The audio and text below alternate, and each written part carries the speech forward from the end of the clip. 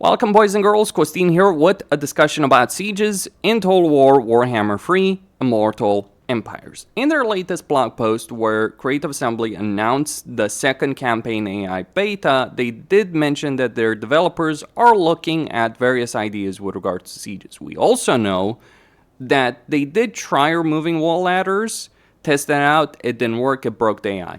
That's what other content creators have mentioned. Hell, that's what I know personally from Creative Assembly themselves.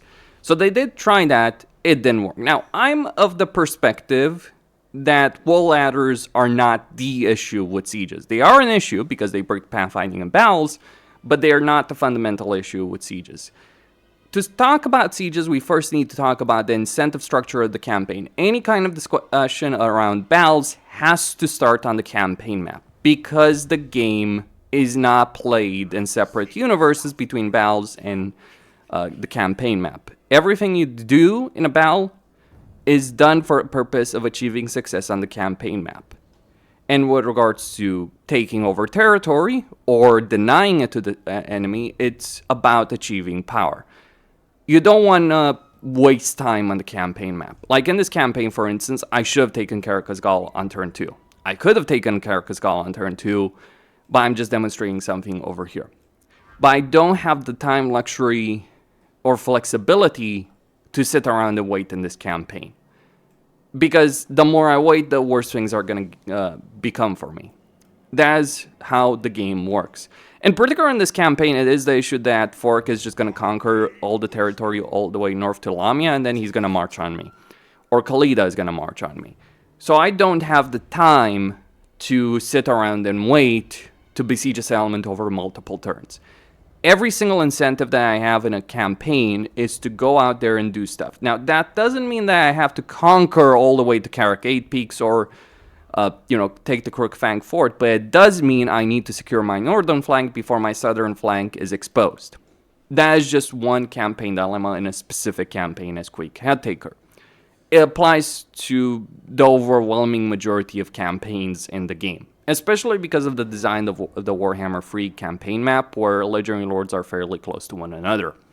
But even if they weren't close to one another, you'd still have that same kind of incentive. Go out there and do stuff. That is a fundamental aspect of the game. Maybe the game should work differently, but that is how it works right now. So in that context, you're always incentivized to, one, at least gain control of your initial province as quickly as possible. If there's a provincial capital over there, you need to go and take it, which means you need to deal with the siege. I mention this because there's people who believe, well, you should be forced to build siege equipment before you can attack a settlement, or to make sieges in such a way that they're really frustrating to deal with, or downright impossible to do on the turn you arrive at a settlement. If that was how sieges worked, let me tell you what exactly every single player would be incentivized to do. Okay, maybe we can't attack a settlement the same turn we arrive to it, but we can abuse the heck out of the AI. Again, how the game works, the incentive structure, and so on and so forth. The reason we attack settlements when we arrive to them is, in general, if there's a walled settlement or even an unwalled settlement, but it has that minor settlement layout as opposed to a field battle, they're typically easier to deal with than a regular field battle. A field battle is one of the hardest battles to deal with in a campaign, actually. Like, for you as a player, because the AI is actually going to use its tools better. It's going to use cavalry, artillery, ranged units, magic, all that, better than it would in a siege scenario. So those are issues with the battles. But another reason we are forced to engage with sieges, manually specifically, is because of the inherent Autoresolve benefit that all settlements have. Which means that anytime you or the AI is attacking a settlement, the defender gets an inherent Autoresolve benefit. It's something you can abuse to annihilate AI armies with minimal forces that would outright lose in a field battle, or a siege battle, or a minor settlement battle. But it's also something you got to contend with. So you're incentivized to take set territory or eliminate enemy territory, but you're also incentivized to fight these sieges manually. That is not a fun gameplay loop, because the vast majority of settlement battles, unless there is an actual proper army in there, and I'm not talking about garrisons. Garrisons are irrelevant. It doesn't matter if it's a 20-unit garrison, doesn't matter if it's a 3-unit garrison. Garrisons are generally irrelevant. A much weaker army will defeat a much larger garrison, provided the army, of course, has a good legendary lord, has a decent enough composition. So garrisons are irrelevant in this calculation. But because of the Autoresolve situation, we're incentivized to fight these battles manually. Especially as races like the Skaven, who have a poor Autoresolve result. That is a bad gameplay loop. But if we couldn't do that, we would do this. We would use one army as bait, start besieging the settlement with that army, and then set another army in ambush stance, and the exact same thing will always happen every single time you do this. If you have just a lord, or with siege equipment, in this case like a catapult, besieging a settlement with another army in ambush, guess what the AI is going to do with its full garrison, especially if it has a lot of units in that garrison. Obviously this army has no chance against this army, but they will sally out, they'll be destroyed. And you'll, win this battle. This would actually be a harder battle to fight manually, but it would actually be a much easier battle to just auto-resolve the way I'm doing it right here. Like, I could auto-resolve the siege anyway, but if I auto-resolved it, if I had just auto-resolved it earlier, I would have actually taken more casualties. Far more casualties than I ended up taking over here. So that is a bad incentive structure that Creative Assembly does need to deal with, one way or another. That's one of the first things to mention with regards to all of this.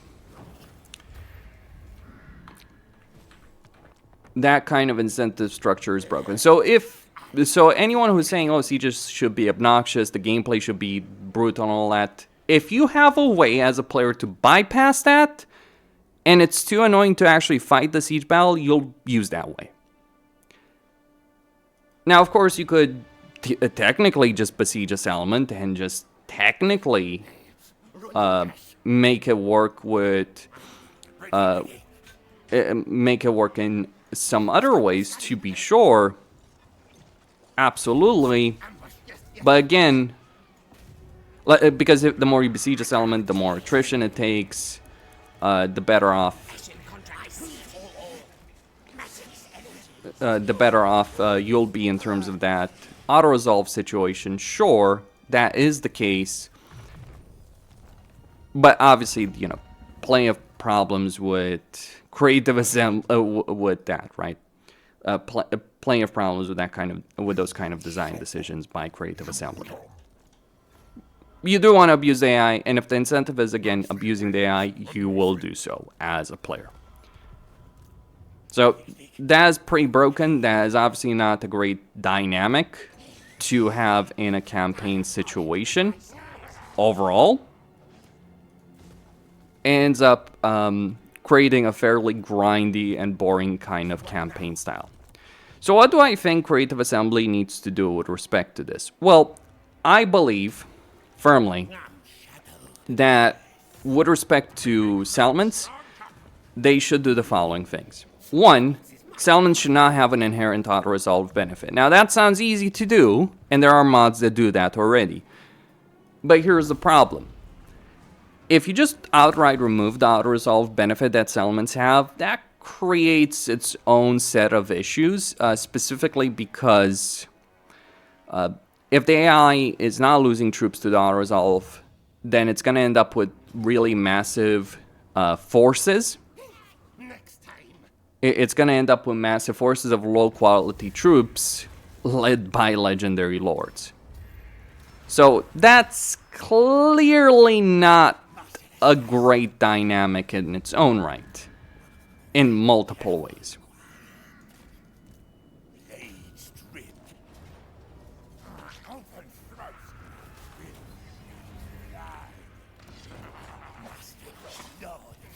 So that's not how you want things to necessarily end up working. So the AI would need to be updated, maybe, you know, switching legendary lords from leading a bunch of trash units to actually leading proper quote-unquote armies, if they have those armies available.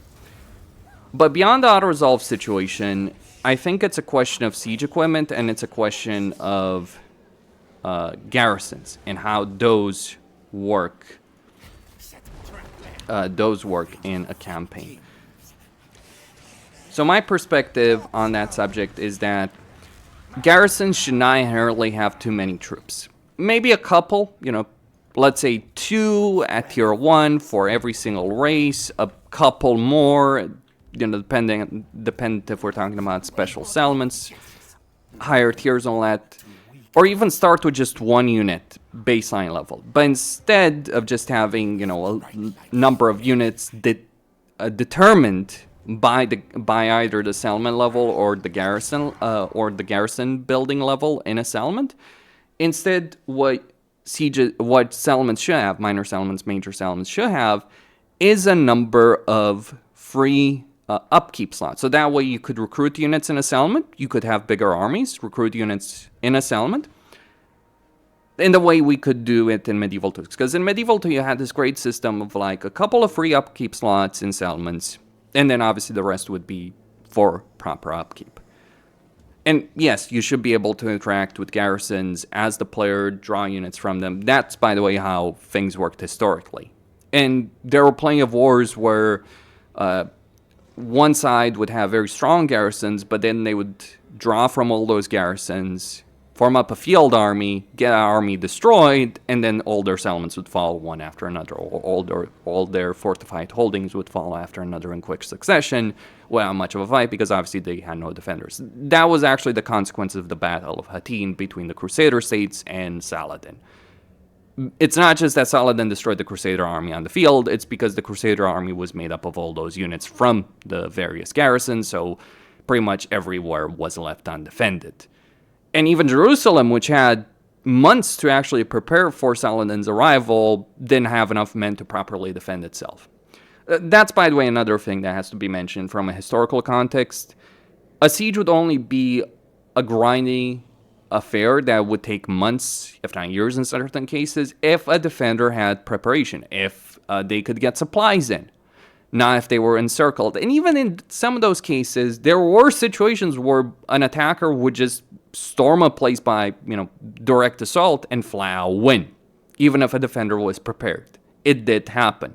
It was only when you had a determined, powerful enough defender with enough preparation against potentially unprepared attacker that things ended up being very messy for the attacker. So that's something. So from a defender standpoint, I do think that you should have some cost to pay if you're looking to defend your settlements, right? So pay for recruitment of units, but no upkeep, a couple of free upkeep slots. So that means you, instead of the situation that we currently have right now in Warhammer Free, and the garrisons buildings could give some extra units for free as part of them, that you couldn't move out of the garrison, but you'd also have plenty of upkeep, a free upkeep slot. So you could have those 20 unit garrisons if you wanted to. I think that would be a much better system for the game as a whole.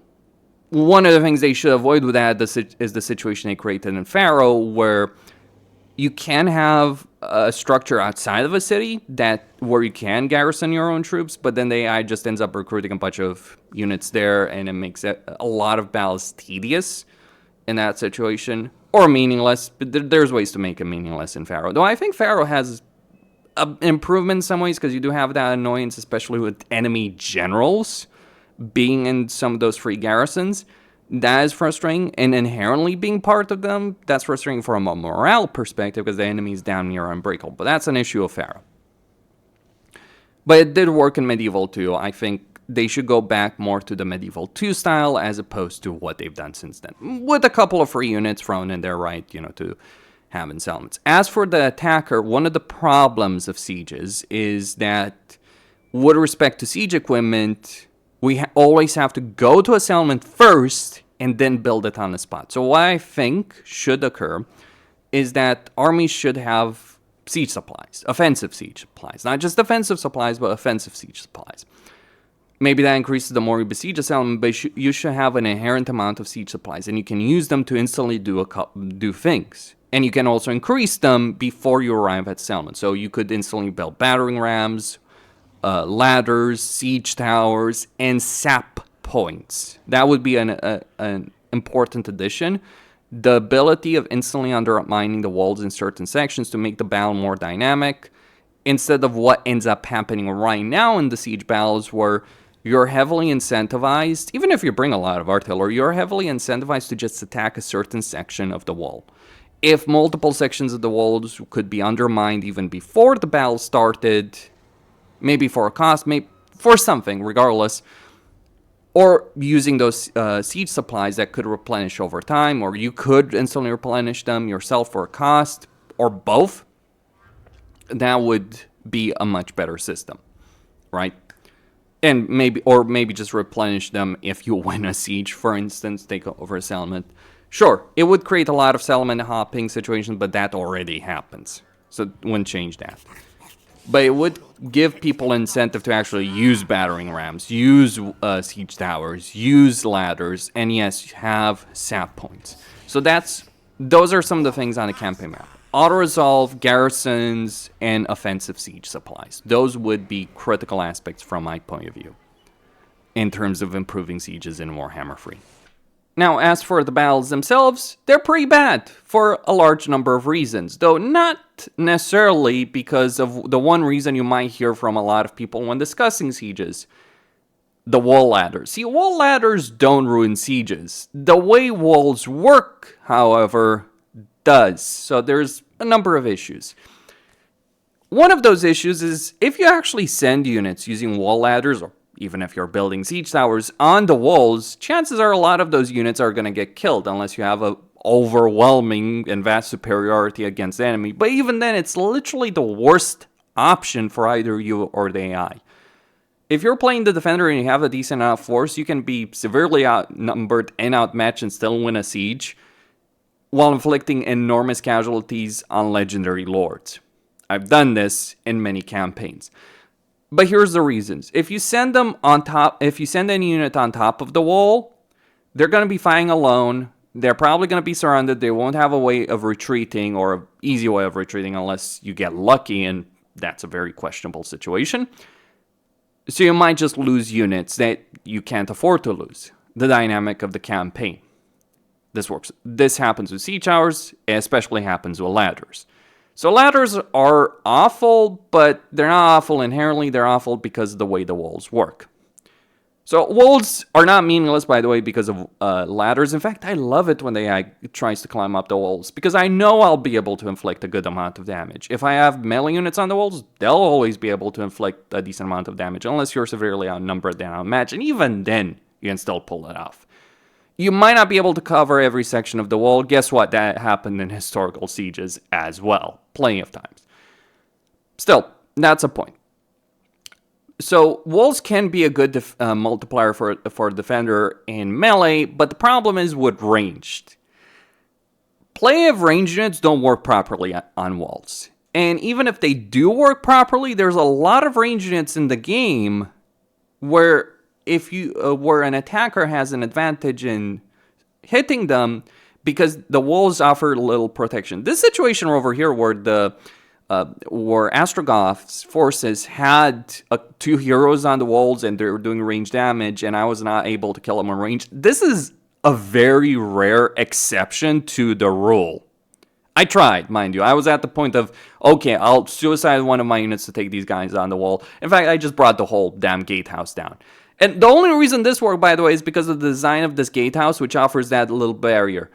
But that doesn't work in other sieges. Maybe it should, but yeah, there's a problem of getting ranged units to fire, and even if they're firing, an attacker massing their range outside of it will be able to kill them.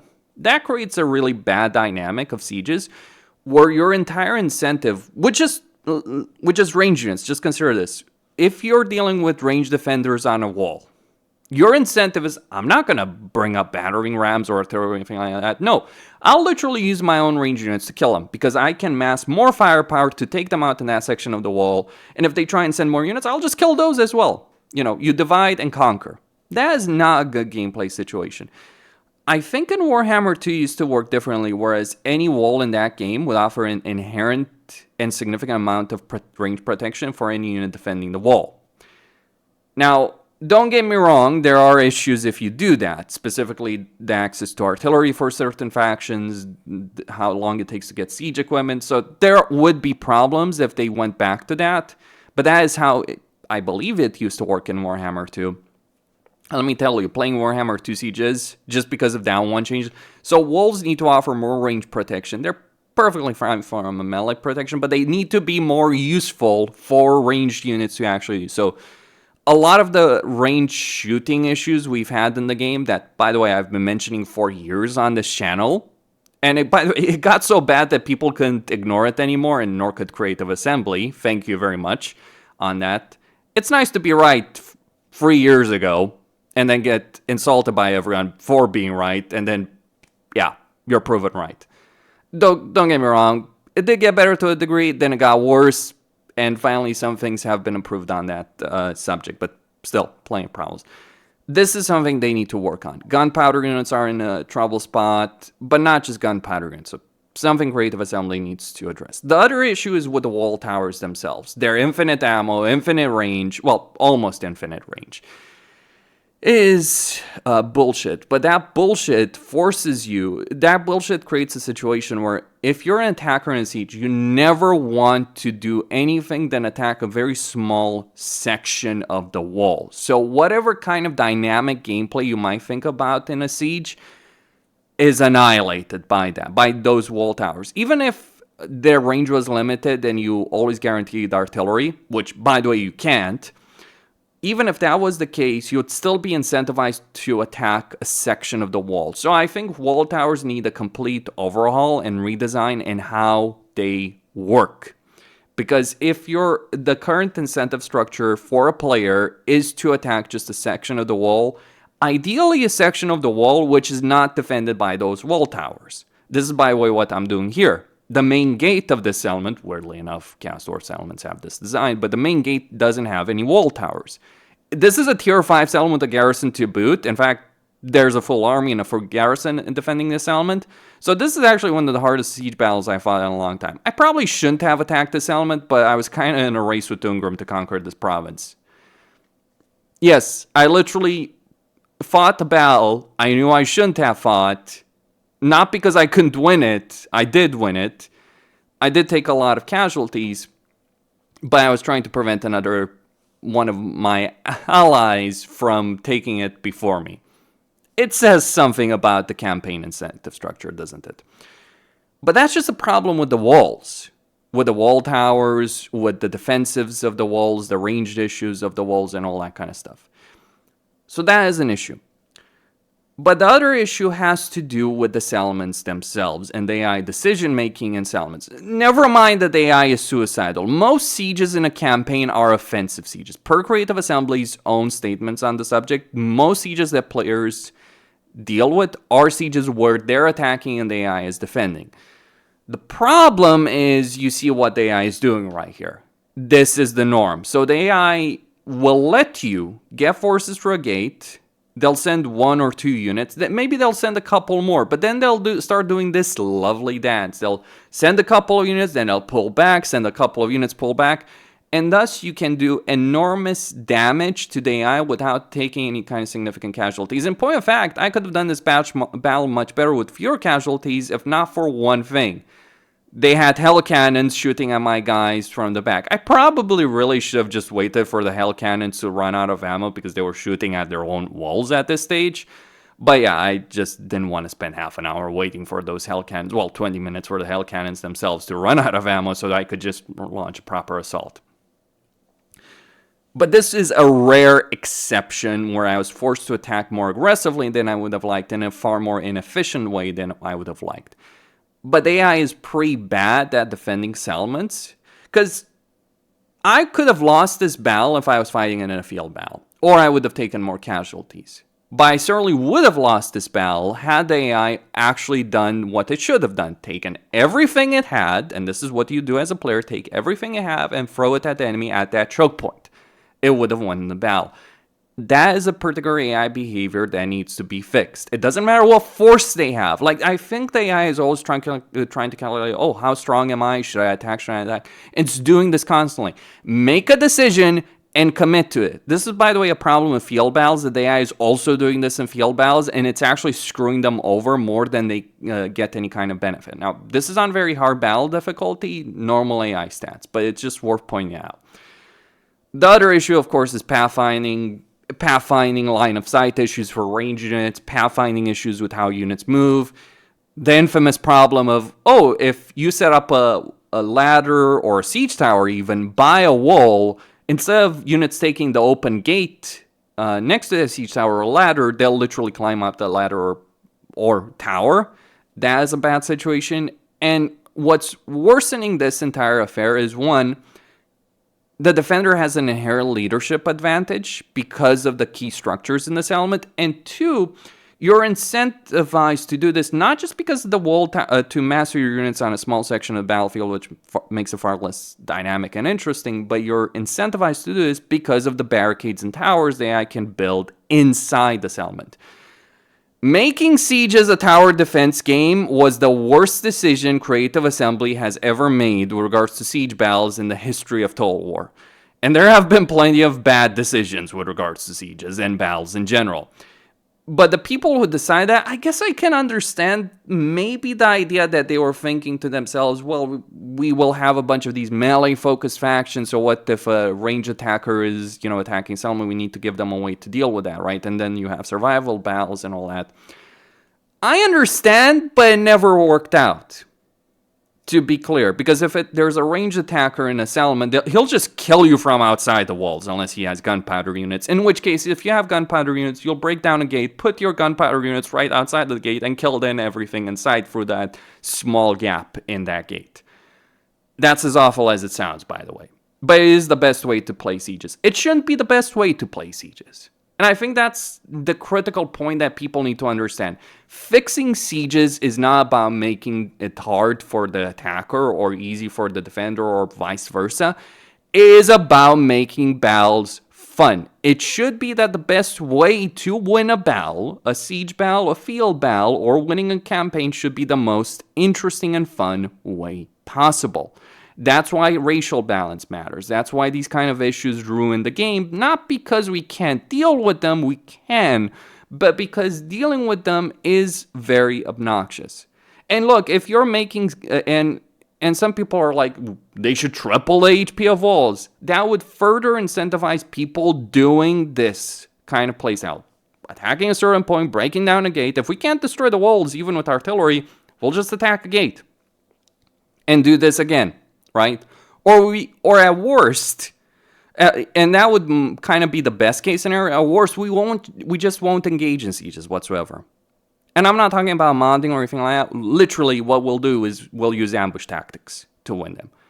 That is not a solution. If the solution is to incentivize players to not engage with the system at all because it's the best option they have in the campaign, that is not a solution. You're just creating another problem. So, what do I believe? The buildable barricades and wall towers should be completely removed from the game.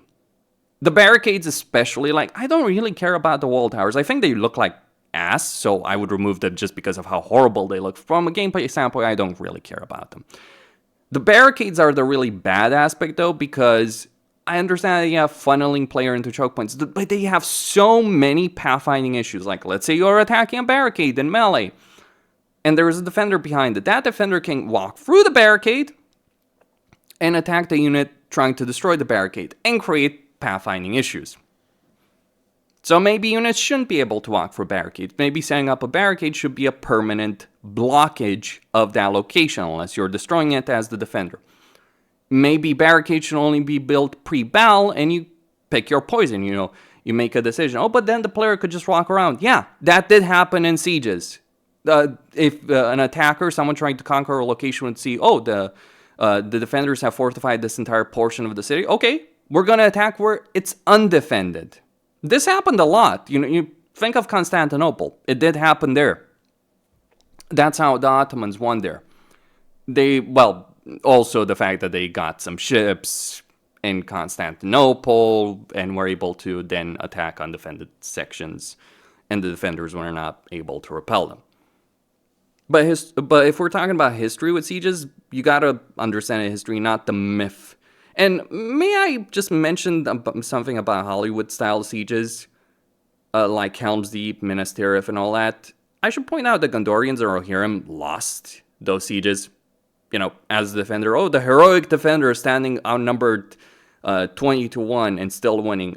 No, they didn't win. They lost. They got relieved. The relieving armies saved their hides.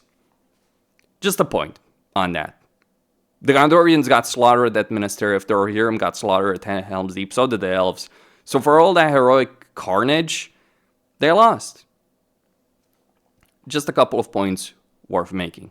Costine signing out. Stay tuned for more.